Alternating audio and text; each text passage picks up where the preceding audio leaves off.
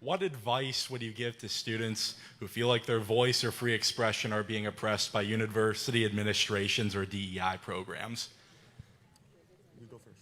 So one of the first things that I say is that you should fight the administrations. I'm a big believer in that. I literally sell shirts that say "Proud Karen" because I think we need to bring back shaming people. One of the things that the institutions hate is exposure. They hate people finding out about what they're doing, and it makes them super embarrassed. And you just saw this at Stanford University where they acted like animals when that federal judge came and was invited to speak and wasn't allowed to share a single word. So I would say fight them in a constructive way. Make sure that you report these individuals, that you keep a log of these individuals, network with other people, tag us, tag Turning Point USA, so that we can bring these stories to the forefront, because the public needs to know. And what they absolutely hate is attention on the things that they're doing that are discriminatory to students like you. And I want to just single out you and all of our great leaders. Our Turning Point USA students here deserve a lot of credit for what they have to go through and their leadership. And if you are not currently or actively involved in this chapter at Ohio State, start to get involved. There's strength in numbers. This sends a big statement. It sends a statement to the administration the next time they start to poke around. Like, hey, remember when we had to turn away a couple hundred kids for a conservative event on campus? That gives you all of a sudden a pretty good argument that this is not some sort of fringe ideology. Keep fighting. You are in the minority against the administration. But I will say this, and I say it factually, that from the security here and having this event, Ohio State University has been a lot better to work with than most of the other schools we've had to deal with in the last couple weeks. So, thank you. We got to get to the next question. Thank you. Hi. Is this good? Oh, sorry. I also want to thank you so much for coming here and being able to speak to so many students and people in general admissions and things like that. And my question is, I definitely agree with the part of simple living and how important it is, but as college students who are kind of involved in anything but that and living in that kind of community where it's anything but simple living, what first steps would you recommend students who want to kind of take that approach as their lifestyle? What are like the first steps to that? The first thing I would say is to start following people. You guys are big on social media. Start following people that do live that simple lifestyle. Like, I love following Ballerina Farm. She's one person that I think is amazing, left the city and is pursuing a much more simple life. The second thing that I would say is, I joke when I say an apocalyptic mindset, but I don't really joke when I say that, which is to say, what could you do to support yourself? Get involved in activities outside of the university that make you learn to grow your own food, make you learn to work with your hands, make you understand that plants are medicine, not filling in a prescription over at CVS. You know, I don't give my kids medicine. I'm literally a grandma from the 1940s. I put silver on my kids. It's amazing, and I actually understand what's in my cupboard. I know how to use spices to make people feel better. And this is the kind of stuff they want you to believe is backwards and is woodcraft. No, it's stuff that removes power from them and gives power to you. And this is why they speak so badly about it. So that would be my advice to you right off the bat. Thank you so much for your question. I just have a short thing. Honor the Sabbath. Turn off your phone on Friday night. Turn it back on Sunday morning. If you are here tonight and you are suffering from anxiety, depression, before you take antidepressant medication, try doing the one thing God told you to keep you happy and joyful. I love that. Shutting down and resting. Sabbath means stop. Shabbos means stop in the ancient biblical Hebrew. Before you all of a sudden say, I need to see all these different doctors and all this, try resting for one day. Truly resting. No technology, no TV, no social media. You will be a happier person, I guarantee. I agree. Thank you for being here tonight. This question is directed to Mr. Kirk. In the Gospel of St. Matthew, our Lord says, "But he that shall scandalize one of these little ones that believeth in me, it were better for him that a millstone should be hanged about his neck, and that he should be drowned in the depth of the sea." So here our Lord is talking about moral actions inclusive of speech that is contrary to Christian morality and the gospel, and he says it ought to be punished, and at minimum assigned a social penalty. So we look out today and our society is being degenerated. We're seeing transgenderism, homosexuality, feminism, and other various social evils being promoted, yet conservatives continually promote this idea of free speech, which is directly allowing these things to flourish and is actually normalizing them. So my question is, as someone that takes the Bible very seriously like yourself, why do you not believe the words of our Lord? Why do we not punish free speech because it's dragging souls to hell and it's so clearly against the Christian political order? Well, you're putting words in my mouth, first of all. I think that speech at its highest place should point to virtue. So, for example, I would happily use the force of government to prevent drag queen story hour in front of children. Right? So I encourage you not to misrepresent the position of the speaker. Right? But there's a balance. There's a balance between expression, speech, petition against the government, and something that is obviously not speech. So this is where I'm more in the Sohrab Ahmari camp and not the David French camp. I don't think being able to rent out a library to do predatory sexual behavior to children should be constitutionally protected speech. The founding fathers did not have in mind, boy, we need a robust First Amendment so that a bunch of groomers can get in front of 8-year-olds. That is not their idea of speech. With that being said, we have to be obviously careful, because when you start to overly police types of political speech against institutions or organizations, that is what the First Amendment is before. The First Amendment allows you to complain, it allows you to challenge, it allows you to be able to organize people. And I could say that the only reason I'm allowed to speak at University of California, Davis is they were afraid I was going to sue them under First Amendment practices. Where I will find agreement, because you cited one of the many times Jesus says in the New Testament about the harsh punishment of going after children, is that any conservative that uses the First Amendment flippantly while children are being abused and groomed, they have no place in the conservative movement whatsoever. And so I'll close with that. Thank you. Appreciate it. First, nice to meet you, Charlie and Candace. Hey. My question is, recently in East Palestine, East Palestine, however you pronounce it. East Palestine? Okay. Well, recently, the train derailment, and liberals aren't doing anything about it. They're not showing support to the people, but neither are conservatives. I mean, look at the Trump administration back. They deregulated Norfolk Southern. I think the corporate executives should be in prison for the rest of their lives. Same with George Bush, by the way. He lied about weapons of mass destruction. He should be in prison for the rest of his life as well. So should Obama, too. Okay. Libya now has slaves. Libya has slaves. Yeah. So, love the spirit, Lock him up, too. love the candor. Let me challenge you, though. The specific Can I answer the question? Yeah, thank you. The specific regulation that you cited actually didn't pertain to the train derailment. I do agree. BNSF, Burlington Northern Santa Fe, which actually was not the railway. It was Georgia Pacific. Was it Georgia Pacific? It was Georgia Pacific. But BNSF does this all the time, too. Was it Norfolk Southern? Norfolk Southern. They don't care about the people of East Palestine at all. So, but I wouldn't blame the Trump administration. The specific regulation they passed actually didn't pertain to that. But look, I mean, there's a reason why, and this should make everyone think deeply, why are your leaders that you send to D.C., except for J.D. Vance, who's terrific, by the way, why are your leaders so enthusiastic and so vocal and so heated about making sure Zelensky has his money and not the people of East Palestine, Ohio? When we say America first, we mean it. We mean that if water is getting poisoned or citizens have their air quality put in jeopardy, that should take a higher priority than the needs, wants, and ambitions of a border dispute 5,000 miles away. And so I find no disagreement. You want to? I totally agree with you. I mean, it's atrocious what's happening, and the answer to your question, Charlie, is because they have to launder the money back to themselves. When you send it overseas, it's easier to launder back to yourselves. It is atrocious, and you won't get an argument about us from the perspective that virtually everything the federal government touches turns to trash. You know, that's just why we want to shrink government. We want to shrink power out of D.C., and there are criticisms that we could levy against the Democrats and the Republicans all day. And a lot of times it really is a uniparty. So you're absolutely correct. Thank you. We got to get to the next question. Thank you.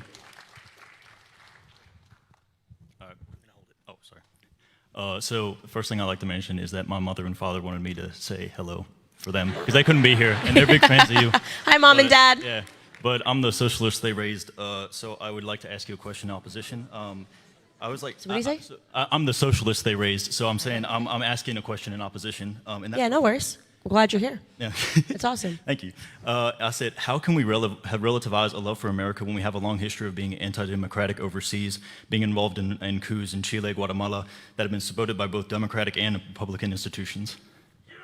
Hold on. I am, just to be clear, yeah. Thank you. I could tell you're a little nervous, so I'm gonna restate the question. But thank you for and being I'm glad here. you're here. Did he say, how can we? He said, how can we maintain love for America because of our anti-democratic foreign policy, in particular supporting coups in Chile, Latin America, around the world? Did I summarize that pretty well? Yeah. Yeah, I think this kind of ties back into the last answer that we just gave, because that does not represent America. That represents crooked politicians that are in D.C. that has us in endless wars, staging coups, the color revolution that we staged in Ukraine, which is absolutely what happened. We staged a color revolution in Ukraine to insert Zelensky because politicians are corrupt in D.C. And it is very difficult for people to differentiate, what we're talking about here. Something has gone terribly wrong in America. That is a fact. This is not the America that your grandparents grew up in. That is a fact. Something happened with these globalist initiatives, them recognizing sometime after 9/11 that they can keep us in endless wars and keep sending trillions of dollars, sending our sons and daughters to go overseas. And let me be very clear, when I criticize this, we are not at all criticizing the people that went overseas and believed in our country and believed in our values and never could have fathomed that our government could be this crooked, this awful, this backwards, and doing this all for profit. But that is a circumstance. We didn't pull out of Afghanistan because Biden cares about your sons and daughters. We pulled out of Afghanistan, in my personal opinion, because they have an incredible resource. What's the one for in batteries? Not uranium. Lithium, yeah, and they need for electric and they're going to mine it, and this is why they're pushing all of this ESG agenda. It is so much more Machiavellian, like I said, and I don't find your sentiment, what you're talking about, to be socialist at all. By the way, the question that you asked, at least, it's a major problem, and the only way that we're going to fix it is to disempower people in DC, and that is something that people on the left and the right should be agreeing and coming together on. So can I just ask you a quick question? So you're a socialist that is worried about some government activity. Do you trust the government? Not at all, no. Then why are you a socialist? Because I understand socialism not as that. I don't understand socialism as being pro. I distrust hierarchies, right? And I think that a socialist, what they want is that they want more democracy. You want the people to be the ones in power. Now they do say the dictatorship of guys be nice, because he really, he's trying to understand it. What I would very much say that you should study what socialism actually, I know what it's sold as, I know what they bill it as, right? I know what the bill says it's going to be amazing, people are going to have power. You got to check in with the Venezuelans, maybe as a starting point. Check in with the Cubans who believed in Fidel Castro. Check in over the last 100 years how many people have died because they sold them a narrative. And what really happened was the government then seized all the power from the people, promised they would redistribute it, but it isn't what happened. The average Venezuelan citizen has lost something like 23 pounds. It kills every single time. So you're probably someone that has a really big heart, and you actually believe that the government has too much power, and so you believe it when people like AOC say, we're going to fight and we're going to return power to the people. That's not what they're going to do. What she's doing is she's fighting for government to grow until it becomes so insurmountable that you are rendered powerless and the individual is rendered powerless. That's what socialism actually is, not what it's billed as. But thank you so much for your question. I really appreciate you being here. Thank you so much. Thank you. Take care. Hi, Charlie. Hi, Candace. Thanks for coming out. Hey. I'm sort of in opposition as well. Charlie brought up the point of neoliberalism and its impact in Ohio, particularly with the issue of, you pointed out immigration as one of the more prominent consequences of neoliberalism and the reforms that happened the time period, let's say around 1990s, 2000s. Yep, sure. Coming up to the modern Bill day. Clinton signing in the Yes. National Immigration Act in 91, sure. But I would say one aspect that I believe that you're missing in neoliberalism, which is fundamental to neoliberalism, is deregulation. Deregulation to multinationals, deregulation in labor protection and protections under conditions of the workers, and the extraction of resources in the third world, because most of these companies, because of these neoliberal policies, went overseas. That's where all the jobs went. They went to mostly the third world in China and Mexico. And yet what we see here is not an exact critique of that from the conservative viewpoint, because you guys put a lot of emphasis on deregulation and a lot of support towards it, despite the fact that is what's elemental to neoliberalism and the developments that happened in the last 30 years. So my question would be, from the conservative standpoint, does there have to be a reassessment of how to approach deregulation from a conservative and a capitalist perspective? Yeah, so I see it differently. I think that some of our dumb regulation actually encouraged our companies to go overseas. Is that we regulated our small and medium-sized businesses so heavily that when Deloitte showed up and they said, hey, I can make this trinket in mainland China for pennies on a dollar, and meanwhile they have to fight the EPA, the Employment Prevention Agency, and they have to fight the IRS, and they have to fight all these different government agencies. The Leviathan, the fourth branch of government, the bureaucracy, basically made the business owner's decision easier to go overseas. Did they make the right decision? Probably not for the country. They might have made it for their bottom line. Depends on what regulation you're talking about. But remember this, don't paint too broad of a brush, because the biggest pushers of regulation in America are the companies you hate the most. Big companies are the ones that are asking for regulation. You might say, well, how is that possible? Because they can afford it. They have the tax firms, they have the in-house counsel, they have the accountants. $200 million a year to Facebook of extra regulation is nothing. But it is something to a competitor to Facebook. It is something to somebody that might want to go up against Facebook. So look, you need some regulation. It needs to be smart, not dumb. But generally, in the last 20 or 30 years, I think that we through too much government power, too much government scrutiny, too many audits at our entrepreneurs, our small businesses, that actually made re-domiciling and offshoring our jobs too easy. Thank you for your question. Hi.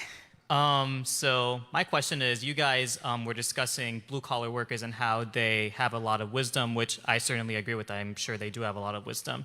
However, your guys' perspective more so sounded like they essentially have more wisdom or more knowledge than someone in academia. And my question is, why do you guys believe that blue-collar workers and people in these laborious jobs have more knowledge than someone in academia? And is that rooted, or how is that factually rooted?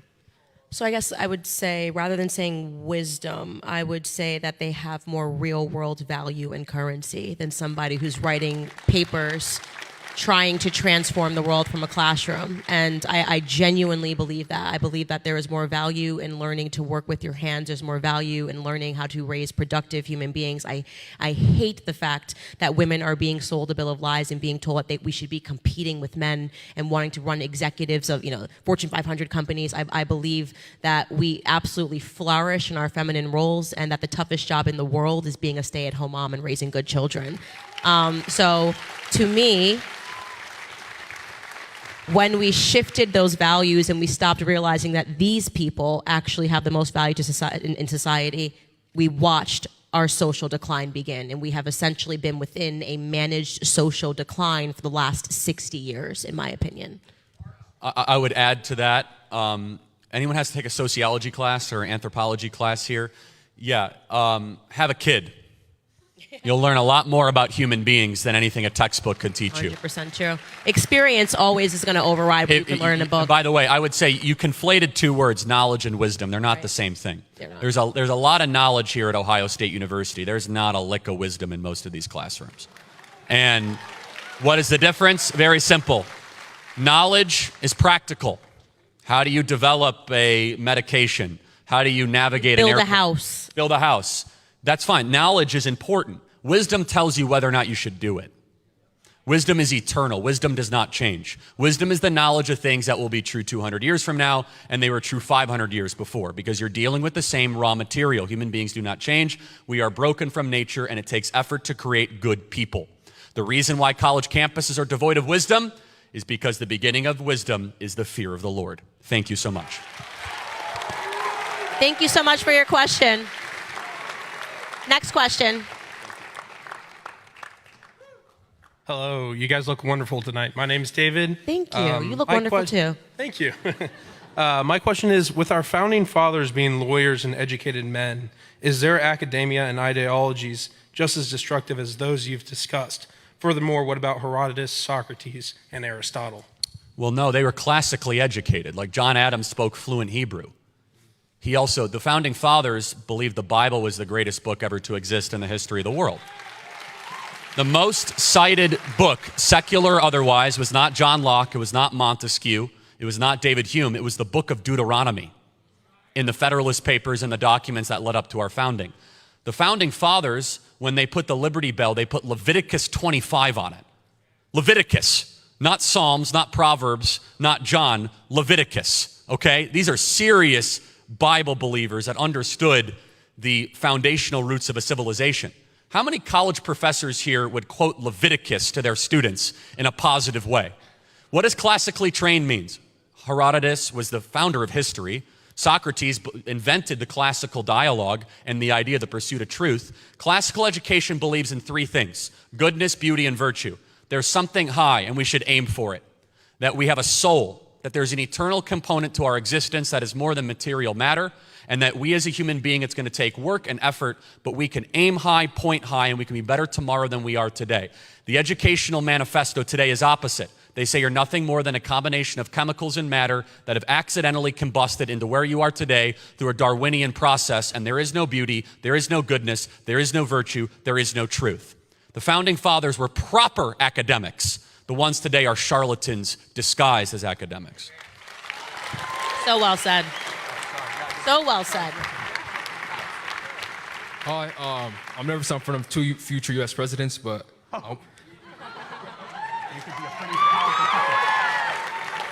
I wanted to ask and hear both your point of views, especially towards Candace, but you know how they push the sexual liberation agenda? Sexual what agenda? The sexual liberation agenda? Liberation, yeah. Oh, yeah, okay. What's your take on a young lady who got pregnant and the man who got her pregnant tells her to abort the baby because he doesn't care for the kid and does not want to be in that kid's life? She has no family, no help, and she wants to focus on school and her career. Is it best for her to get rid of the kid and focus on herself and having a family later down the road? Because if she has that kid, that child's going to be a burden upon her. Did you catch it? You want me to repeat Yeah, I can repeat it. So I think you're giving us a scenario of somebody who's pregnant with a kid. Was the this father the Ohio doesn't want situation of the young lady that went to Indiana to get the abortion, or are you just talking more generally? Generally. You're talking generally. Okay. And you're saying that if the kid was born, they would be ill-advantaged. Is that what you're asking? That and your end question is, what should they do? What should she do? Should she just Like get rid of abortion the baby? ethics, basically, is the Or question. have family. You should absolutely choose life. It's such a scary thing to me to think. And actually, who was it that said? I think it was Ronald Reagan. You know, everybody who argues for abortion has already been born, right? Which the many examples, and this is what is so problematic about the argument of people that are pro-choice, is that it ignores all of the people that grew up in broken homes and made something of themselves, people who were adopted, people that grew up in group homes, what they were able to contribute to society. It basically says the argument that unless your life is rosy, unless you have a rosy start, then you don't have a right to life, and your life is not worth living, and that could not be more wrong and more backwards. It's so wrong. I especially, you guys obviously know a lot about my upbringing. Like, my story is one that I hope serves as an example when people read it of what can happen when you triumph this idea of victimhood, when you realize that you're not a victim and that you are always in the driver's seat of your own life and you can be a victor. Everybody, by the way, has terrible things that happen in their lives. Don't believe that because you see somebody and they grew up and they're super wealthy that they don't have issues, or people that actually, I personally find that the wealthiest kids are the most effed up, personally, what I life, right? And for people to not even have the opportunity to try because somebody has sentenced them to death and said your life is not worth living because you don't have a father that loves you or a mother that wants you, it deeply saddens me. It's so backwards. It is so antithetical to everything that we believe as conservatives. If you meet a conservative that says, well, I'm a little flimsy on the life stuff, they don't know what it means to be a conservative. Fundamentally, at our core is that we believe in life, right? We believe in life and the right to life. And so, absolutely, in every scenario, I would choose life over and over again. And let me tell you, just as someone who has had a child, your life begins. If you think in a moment while you're pregnant that it may be a burden and you may be fearful, when you have that child, you will realize that life begins when you become a mother or a father. It is the most beautiful, wonderful chapter of anybody's life, no matter how difficult it may be. I do not believe there's a thing as an unwanted child in America. There's 1 million abortions in America every single year, about 3,000 a day. and there's twice as many people than that on the adoption waiting list. So if every single person who had an abortion had that baby and put them up for adoption, they could all be put up and adopted twice over in America. There's no such thing as an unwanted child in America. Thank you. Hey. Hi, so I have a disagreement with your guys' take in Ukraine. As I understand it, your position is that, you know, it's really expensive, we shouldn't be sending all this money, and it's also none of our business, right? I disagree with that because, one, I think it's morally right, but also, even from a national interest standpoint, right? That money, you know, the Ukrainians have definitely done a lot, but that money has helped them embarrass Russia on a national stage, right? Like before, we believed that they were a big power, and now they've embarrassed themselves. And also, I think that Western solidarity is really important, right? I mean, like, especially with China eyeing Taiwan, we need to show them internationally that we're a solidified force. They can't just go and take it. We need to show that we can defend.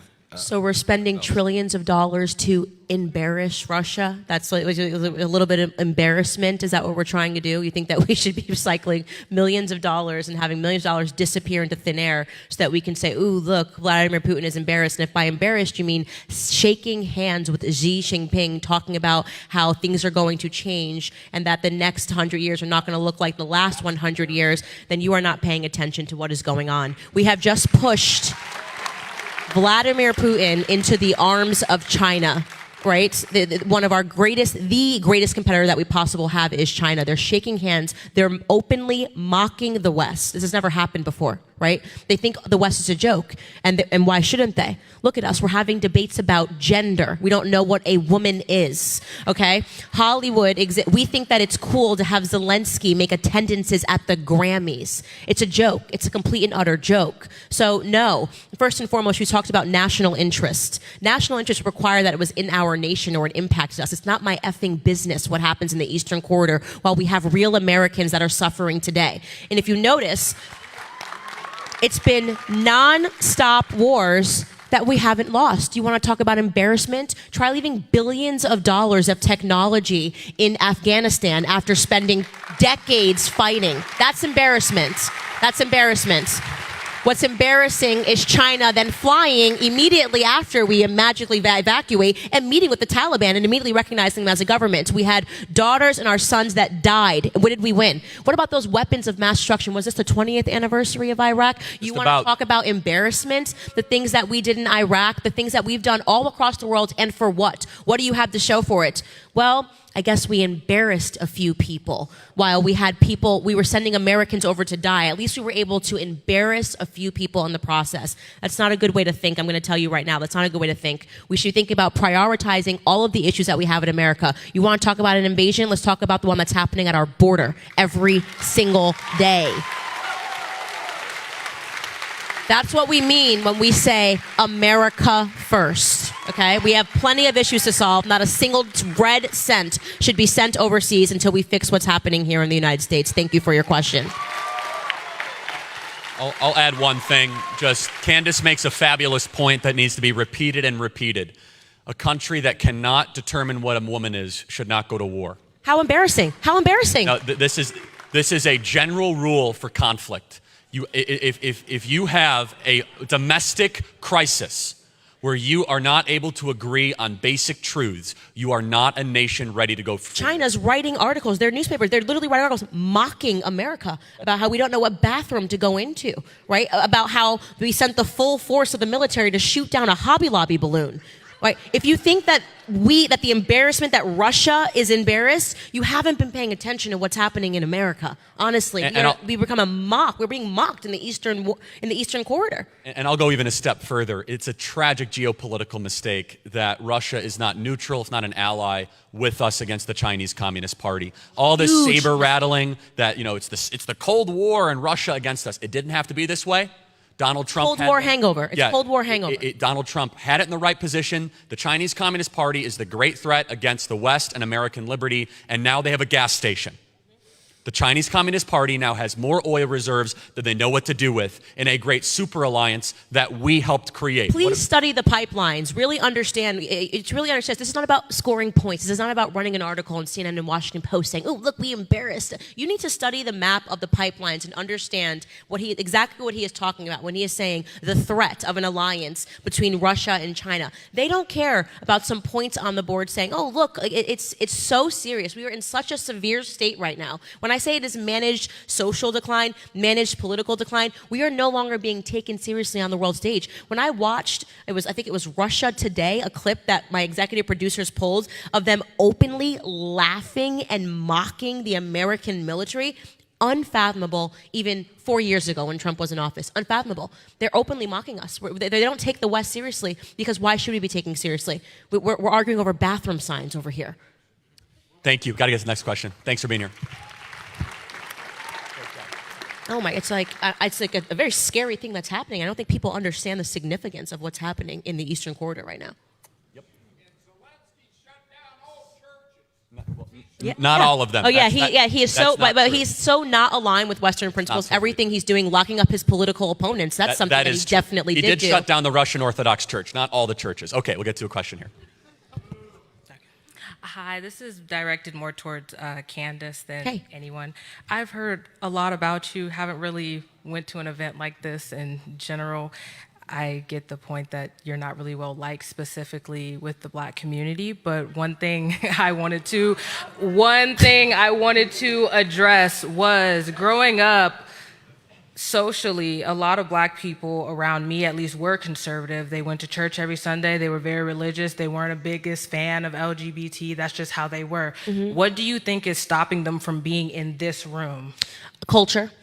That's the truth. Black America has faced a full cultural decline before everybody else. I actually believe that the government experimented first with Black Americans, LBJ and the Great Society Act, to see how they could completely obliterate the Black family and make the Black family worship not God. We used to be at the center of all families in America and is no longer at, but worship government and more governance. Welfareism destroyed Black America, and it created the toxic culture that we see today. Every single ill that Black America is facing, they are facing because we went from a 22% single motherhood rate back in 1964 to today, the single motherhood rate being 73%. We don't have our families together. More than 73% of Black Americans are growing up without a father in the home. So you could just imagine what that does when I say that every social ill follows: the incarceration rates, the criminality rates. And what happens, by the way, is that when you remove that family unit, it's not like they just go, okay, no family. It becomes an empty space, and they fill that void with something else, and that something else for Black America has been a toxic culture. They turn to rappers, they turn to the streets, they pursue that paternity and that maternity elsewhere. And this is the huge epidemic that we're facing today. It is the reason why they believe that they have to be Democrats, is because Hollywood insists upon being a Democrat. You're not allowed to be an open conservative in Hollywood.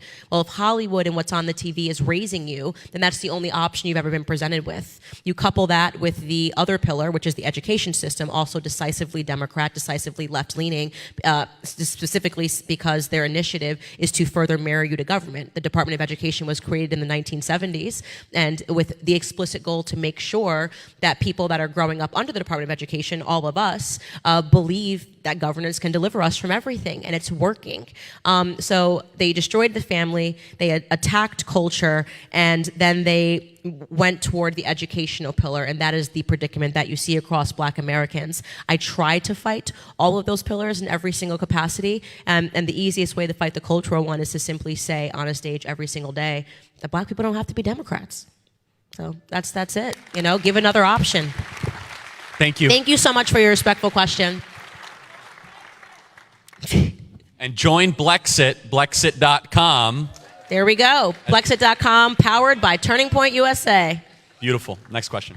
Hello, thank you for both being here. I'm coming to you as a wife, an entrepreneur, but most importantly, a mother. My younger elementary school son came back from school last year about a book that he read in the public library about how a boy could be a girl, like a colorful child book. And I'm getting emotional over it because as a mother, how do you combat this, or how do you look at your son and explain to him these huge moments when they're the 6-year-old and 5-year-old is looking at you, asking all these questions, like mother to mother. I guess I'm just coming for advice at this point. Well, mother to mother, I can't wait till my child is of the school age because I'm going to raise hell. I hear these things and I get excited. I get excited when I hear these things. I really do. Try it on my kids. I mean, people don't understand when I say that I am a mother bear. Try it on my kids. If you want to watch me breathe actual fire from my mouth, try it on my kids. And that is the attitude that every single mother needs to have. We need to adopt the attitude of recognizing that this was ever intentional by design to remove parents, remove mothers from being the CEO of their homes, transferring them to the workforce so that the government, the Department of Education, could raise your children and indoctrinate them. The only way that you're going to reverse that is to fight it head on. They were scared. When mothers began showing up at school board meetings, they didn't know what to do, right? They had never seen it before. Mothers didn't go to school board meetings. What do you mean moms have to work a 9-to-5 job like dad? They don't like that we're starting to pay attention. I quite literally, oh my goodness, when my kids go to school, I'm going to be in that principal's office so much. I'm like, what are we wearing today? What are we wearing for school? Because I'm not going to let it fly a single moment. Again, this is when I am calling upon mothers to act like Karens. It is up to us. Women become the CIA, the FBI. Let you want to find one detail about a guy on Instagram. You know how it is, girls. So we'll be like, actually, his sister likes to golf. We need to employ those skills of uniquely set of skills that women have, and we need to give them to our children, and we need to use them to exercise dominion over our children. We're fighting right now a custody battle over our children with the state every single day. So you need to not get upset. You need to channel that upset, and you need to make sure that you affect change. Become problematic for that school in saying that I'm not going to allow this to slide. I'm going to make sure that this is okay. I'm going to network with other parents, and I'm going to raise hell until the situation changes. It must change, and I think it's going to begin to change. So I'm starting to see mothers realize what's actually happening. Thank you. We got to get to the next question. Thank you. Hi, this is more for Candace. I've been listening to you and Ben Shapiro specifically for at least 3 years, and you guys have inspired me and just really enlightened me about a lot of things, and that segues me into my question. I am actually a sophomore in high school. Wow, so first off, a round of applause here. That is epic. Wow. I think you just made my night. That's very encouraging. Thank you. I'm in the thicket of the indoctrination, and I see it firsthand. And a lot of times people talk about what is happening and what they're saying. But I guess my question to you is, how would you combat them? So it's very tricky. You know, we get tons of requests, and people are always like, oh, there needs to be a turning point present in high school. There can't be a turning point presence really fully in high school, or Brexit present in high school, because high schools, unfortunately, minors are in high school, which brings me to the answer to your question. I think it is so important for parents to be in lockstep, and this goes back to my question about me answering and saying that I'm going to be at this high school every single day, at the middle school every single day. I think students like you really need to have the backing of their parents to know that they can push back against educators in a respectful way. You know, you don't need to raise hell as a student, because you also don't want to make yourself. I get emails all the time from students that are in high school, you know, that say, I said your name during Black History Month, and my teacher said that they wouldn't put it on the board, and things of that nature. And when that sort of thing happens, I actually get involved. When I get these emails, I will email the administration, I will email with their parents, because their parents are on the emails, and I get involved. I actually think that it's almost more impactful when you're younger to call out that indoctrination and to call it out in a powerful way and to speak to an administrator, because that administrator is going to have that fear that a minor is uncomfortable with the way that something is happening in the school system, right? And that's a healthy fear for them to have, right? You don't want to have a bunch of minors saying that they are feeling discriminated against. So I would use that to your potential. I would speak with the administration. I would raise flags on teachers and do this completely in lockstep with your parents. I hope that your parents support you. I'm assuming that they do. Do this in lockstep with your parents, because they'll be able to take it further. If the issue does need to be elevated, your parents will be able to take it further than you do. And look, you have a remarkable head start in life. It is so hard, the indoctrination that you're going to go through, but I can tell you that you obviously have a very good head on your shoulders. And when you get into college, look around. You're going to have so many people, an entire community that you can fight with just as hard. So, you know, give it time and know that you are exactly doing the right thing the most that you can right now.